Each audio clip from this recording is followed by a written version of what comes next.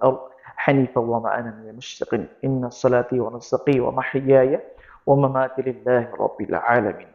এই দোয়াটিও রয়েছে। আর আপনি যখন জবাহ করবেন একটি জিনিস খেয়াল রাখবেন, বিশ্বনবী সাল্লাল্লাহু আলাইহি ওয়াসাল্লাম বলেছেন, আর আপনার অস্ত্রটা যেটা দ্বারা আপনি জবাহ করবেন সেটা খুব ধারালো তীক্ষ্ণ হতে হবে।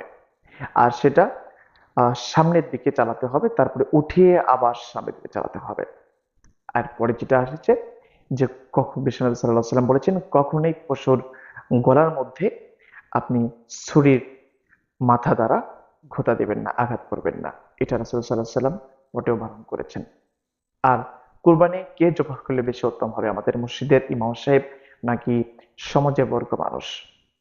এই প্রশ্নের উত্তর বিশ্বনবী সাল্লাল্লাহু আলাইহি ওয়াসাল্লাম দিয়েছেন বা বলেছেন যে যার কুরবানি, যে কুরবানি দাতা, সে জবাহ করলে সবচেয়ে বেশি উত্তম হবে।